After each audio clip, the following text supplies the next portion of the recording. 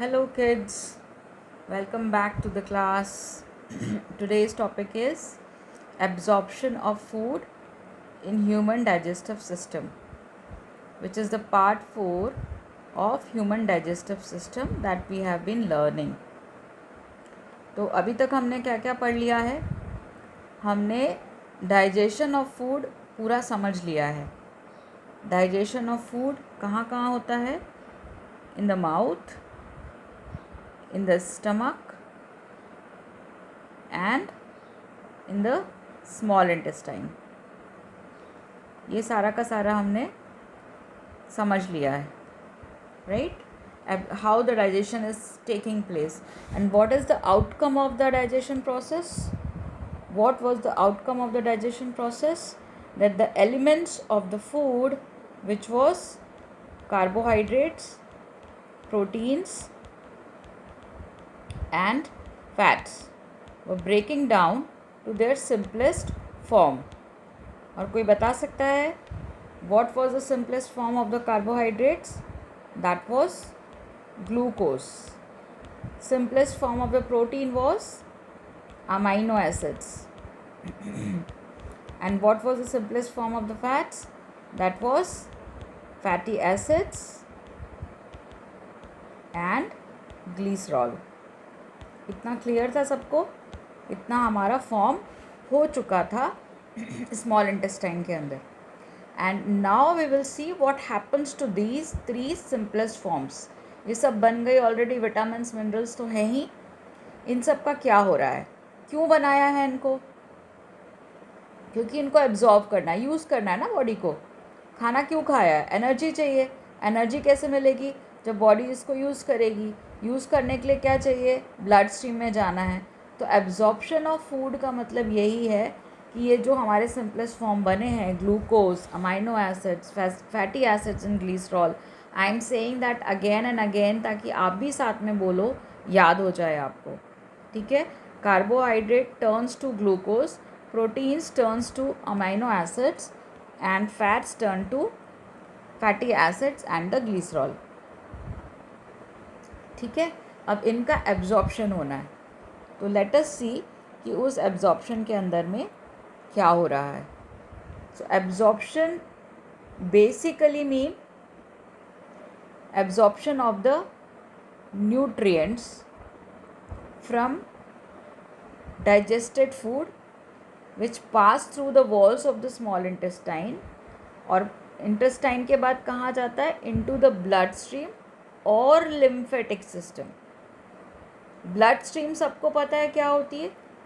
हमारे बॉडी में blood vessels का, कैपिलरीज का, आर्टरीज का, वीन्स का पूरा एक नेटवर्क होता है जिनके थ्रू ब्लड फ्लो होता है. Each and every part, each and every cell of the body को रीच होता है, right?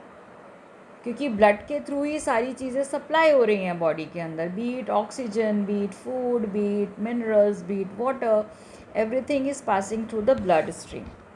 Similarly there is also one network called lymphatic system, जिसको अभी हम जब पढ़ेंगे सर्कुलेशन के अंदर तो लिम्फेटिक सिस्टम भी आगे हम पढ़ने वाले. ठीक है. सो इन दो सिस्टम्स के through, that is blood stream and the lymphatic system के थ्रू, हमारी पूरी बॉडी में ये तीनों fats and glycerol, amino acid and glucose पहुँचते हैं. एब्जॉर्प्शन इज़ दिस प्रोसेस जहाँ पे nutrient of the digested food are being taken up by the body through the blood stream. And what are the site of the absorption? Absorption होता कहाँ कहाँ पे है? Absorption होता है 2 जगह, प्राइमरीली स्मॉल इंटेस्टाइन और लार्ज इंटेस्टाइन में. स्मॉल इंटेस्टाइन में major digestion of the nutrients होता है. ठीक है. और लार्ज इंटेस्टाइन में वाटर और सॉल्ट्स विच आर मिनरल्स, इनका एब्जॉर्प्शन होता है. ठीक है. Let us see the absorption in small intestine. तो you must have been knowing this figure from the last class. तो absorption में क्या होता है? small intestine में 3 पार्ट्स होते हैं मेनली. ओके. ये सीकम को मत देखो, सीकम लार्ज इंटेस्टाइन का पार्ट है और स्टमक आप जानते ही हैं। स्टमक के बाद फिर एक स्फिंक्टर मसल आती है। स्फिंक्टर याद है? I told you important term है sphincter. Let me change the colour. Sphincter, तो ये यहाँ पे ये स्फिंक्टर होता है। स्फिंक्टर मसल बेसिकली ये रेगुलेट करने में काम में आती है। Regulation of the transfer of the food from one part of the digestive system to the other part. ठीक है, तो स्फिंक्टर मसल के थ्रू कहाँ पे आएगी? ड्यूडेनम में आएगी। ठीक है, और उसके बाद जिजेनम है और लियाम है। ओके, सीकम लार्ज इंटेस्टाइन का पार्ट है, इसको मत देखना। So major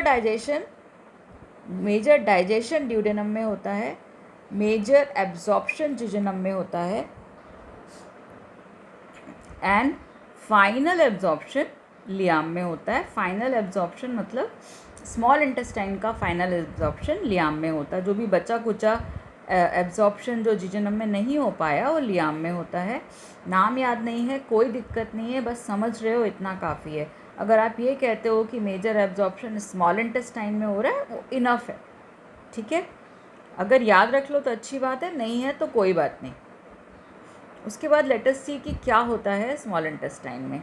so small intestine बाहर से तो स्मूथ दिखती है, जैसा कि इस डायग्राम में आप देख रहे हो, लेकिन अंदर से अगर हम काट के देखेंगे तो स्मॉल इंटेस्टाइन में कुछ इस तरह का दृश्य दिखाई देता है। So you can see there are like rough surface inside it. कुछ उठा हुआ सा फिगर दिख रहा है आपको यहाँ पे।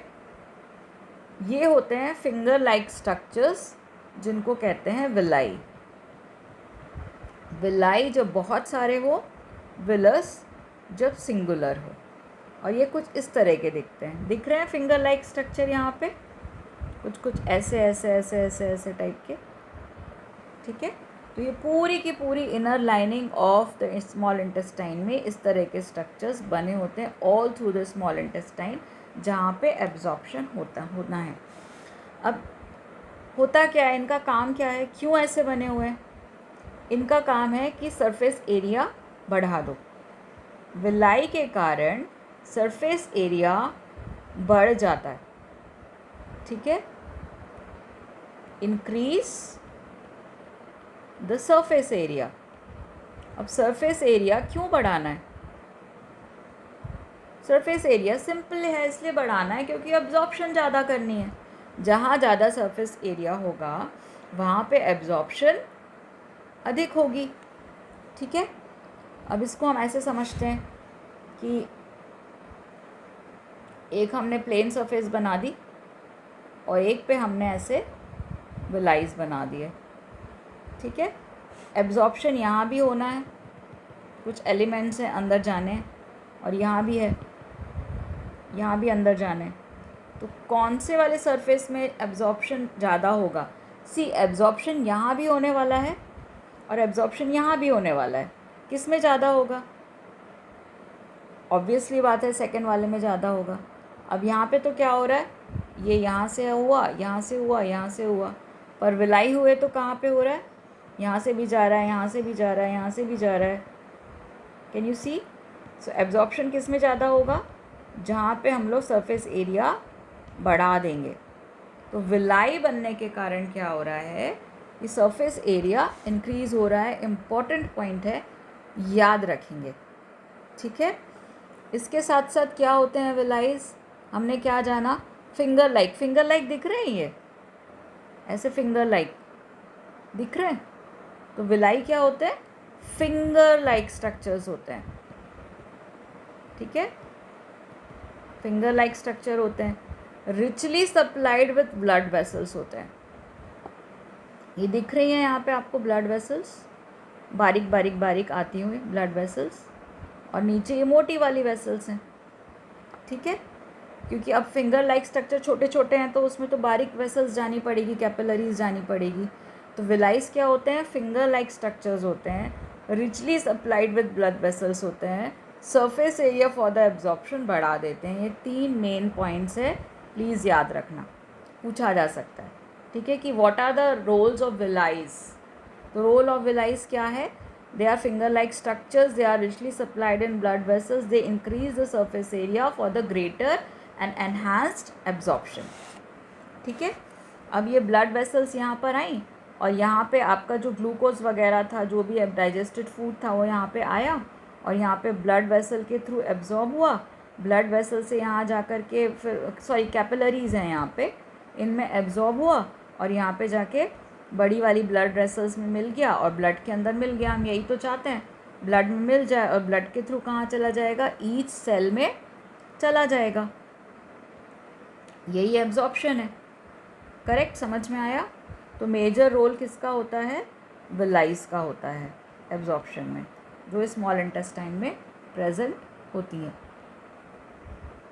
ठीक है, अब विलाइज एंड माइक्रोविलाइज. माइक्रोविलाइज कुछ नहीं है, विलाइज आपने समझ लिया, अभी तक हमने सारी चीज़ें पढ़ ली. Inner surface of the small intestine is lined with small finger like projectile called villi, and these villi increase the surface area of absorption. These are richly supplied with blood vessels. Each villus, remember I told you simple है तो villus है, is covered with even smaller hair like structures called microvilli.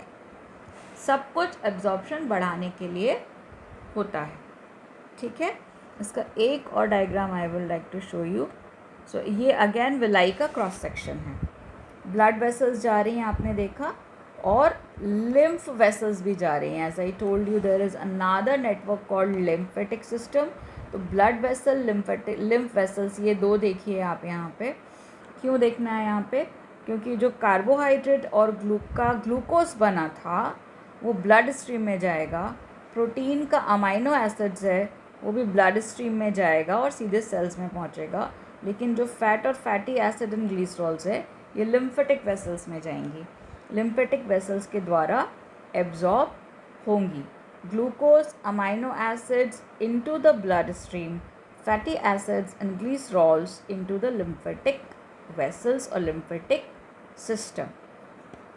ठीक है, तो यहाँ तक क्या हुआ, हमारे जितने न्यूट्रिएंट्स थे, न्यूट्रिएंट कौन कौन से थे, glucose, amino acid, fatty acids and glycerols, also vitamins, कुछ सॉल्ट्स वगैरह एब्जॉर्ब हो चुके हैं completely in the small intestine.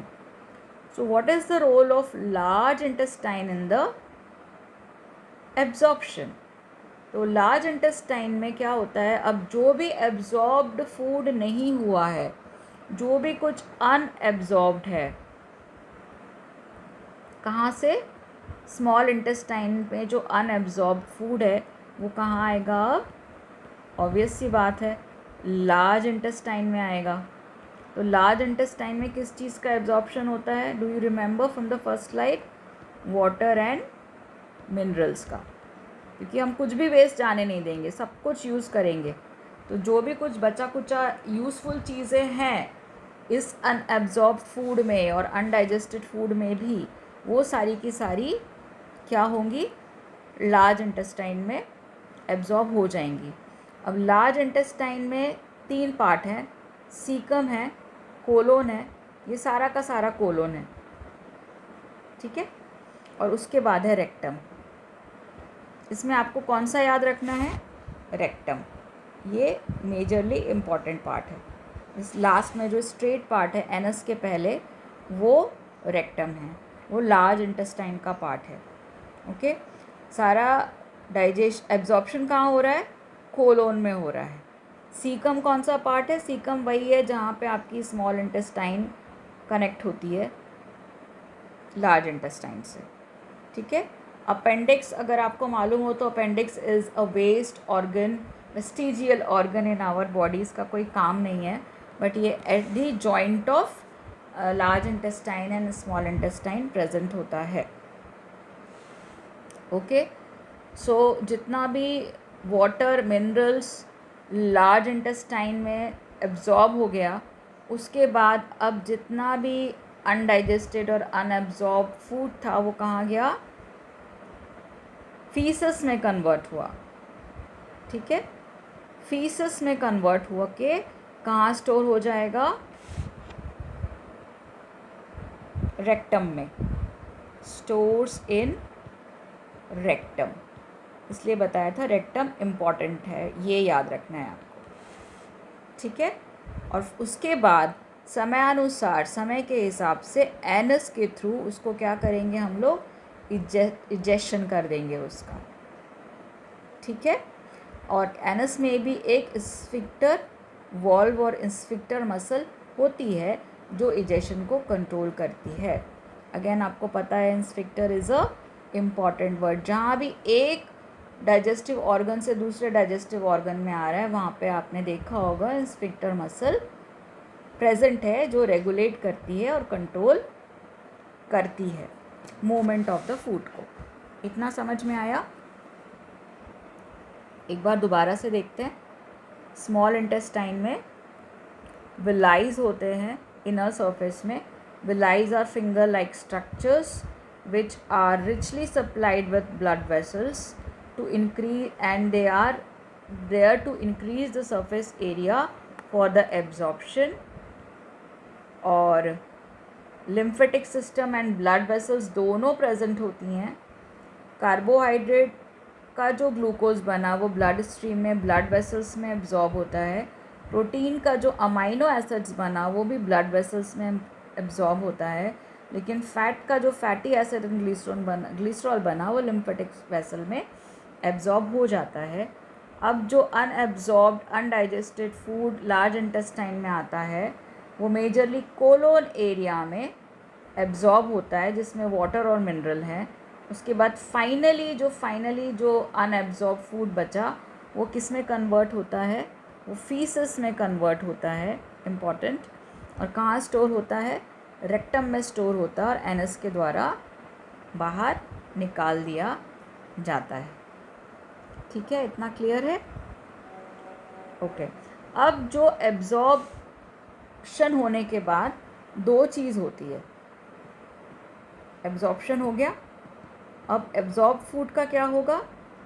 Absorb food तो चला जाएगा एसिमिलेशन में, क्योंकि वो कहाँ चला गया है, ब्लड में चला गया है। ब्लड के थ्रू कहाँ जाएगा, सेल में जाएगा, और सेल के बाद एसिमिलेशन होगा। एसिमिलेशन मतलब क्या, जो भी हमने न्यूट्रिएंट्स लिए हैं डाइजेस्टेड फूड से वो यूज़ हो जाए बॉडी के एनर्जी के रूप में और बॉडी के ग्रोथ में, रिपेयर वगैरह में यूज़ हो जाए, ये एसिमिलेशन है। और जो अनएब्जॉर्ब फूड था उसका क्या होगा, इजेक्शन होगा। ठीक है, so let us see what the ejection is. So ejection is removal of undigested and unabsorbed food material from the body in the form of faeces through the anus. Important चीज़ें मैंने underline कर दी हैं। What is ejection, इसको note कर ले तो ज़्यादा बेहतर होगा। is the process of removing undigested and unabsorbed food material from the body in the form of feces through the anus. It is also the final step of entire digestion process. Remember, egestion is different from the excretion. Excretion में हम metabolic waste को निकालते थे, that was like urea, जो urination है, जो भी हम आगे पढ़ेंगे, इसी चैप्टर में पढ़ेंगे। ठीक है, लेकिन इजेक्शन को में अनडाइजेस्टेड अनएब्जॉर्ब फूड फीसेस के रूप में बाहर निकलता है। ठीक है, और rectum and anus are involved. I told you rectum is important. ठीक है, ये तो हुआ अनडाइजेस्टेड अनएब्जॉर्ब फूड। अब एब्जॉर्ब फूड का क्या हो रहा है, एसिमिलेशन हो रहा है। व्हाट इज़ एसिमिलेशन, इसको भी नोट कर लेंगे। is the process by which the absorbed nutrients are used by the body cells for energy, growth and repair. आपको पता है जो ग्लूकोज हमारे सेल में पहुंचता है, ठीक है, वो क्या होता है, रेस्पिरेशन के थ्रू एनर्जी में कन्वर्ट होता है, राइट। ग्लूकोज से एनर्जी मिलती है, और जो प्रोटीन और अमाइनो एसिड है वो भी सेल यूज़ में ले लेती है for the growth and repair purpose. ठीक है, सो कम्प्लीटली एसिमिलेशन बिल्कुल मतलब समा जाना, जो भी हमने खाना खाया था, डाइजेस्ट हुआ, न्यूट्रिएंट बने, वो टोटली बॉडी ने समा लिए, एसिमिलेट कर लिए। ठीक है, Cells use glucose for energy. Amino acids are used for building proteins. Amino acid से वापस से प्रोटीन से अमाइनो एसिड बनता है, अमाइनो एसिड से वापस प्रोटीन बनता है. एंड आपको पता है कि protein are responsible for body growth and repair. Excess glucose जो एनर्जी के फॉर्म में यूज़ नहीं आया है, that is stored in liver as glycogen. ठीक है, यहाँ पे हमारी डाइजेस्टिव प्रोसेस पूरी कंप्लीट हो जाती है. अच्छा, ह्यूमंस में किस तरह का न्यूट्रिशन हो रहा है? What is the type of nutrition taking place in humans? Heterotrophic तो है ही, क्योंकि we are not building our own food ना, हम लोग तो अपना फूड खुद बना नहीं रहे. अब कुकिंग को मत कहना, cooking is not making food. Cooking तो भाई किचन में क्या बना रहे हैं, खाना ही तो बना रहे हैं, पर वो नहीं है. बेसिक जो रॉ मटेरियल है वो हमारे पास नहीं होती है. तो हमारा हिट्रोट्रॉफिक न्यूट्रिशन होता है, उसमें भी टू बी स्पेसिफिक होलोजोइक होता है. होलोजोइक का, हिट्रोट्रॉफिक का मतलब है कि हम प्लांट और एनिमल पे अपने फूड के लिए डिपेंडेंट हैं, क्योंकि we can not make our own food like plants. और होलोजोइक का मतलब है कि हम कॉम्प्लेक्स फूड को खाते हैं, इनटेक करते हैं, डाइजेस्ट करते हैं और फिर एब्जॉर्व करते हैं बॉडी में. ठीक है, होलोजोइक का मतलब taking in complex food, then breaking it down, that is digest and then absorb. Okay, now 5 important steps हैं होलोजोइक न्यूट्रिशन के, हमने सब के सब पढ़ लिए हैं. इंजेशन मतलब taking the food into the mouth, जो हम खाते हैं, तोड़ के निवाला मुंह में डालते हैं, that is ingestion. Digestion process अच्छे से समझ ली हमने. डाइजेशन मतलब breaking down the complex food into simpler soluble form. कौन कौन से थे? ग्लूकोज था, अमाइनो एसिड्स थे और फैटी एसिड्स एंड ग्लिसरॉल था. ठीक है, उसके बाद एब्जॉर्प्शन होता है, ये भी हमने जान लिया. कहाँ कहाँ होता है? Small intestine and large intestine में. करेक्ट हो गया. उसके बाद एब्जॉर्ब फूड का एसिमिलेशन होता है सेल्स के अंदर, और अनएब्जॉर्ब फूड का इजेक्शन होता है from the body through the in the form of faeces through the anus and rectum. ठीक है, इतना समझ में आ गया? क्लियर है? इम्पॉर्टेंट है ये होलोजोइक वर्ड भी इम्पॉर्टेंट है, पूछा जाता है. Okay, I hope this is clear. Any doubt, any question, you can always reach out to me. You can text or message. That will be all. Bye.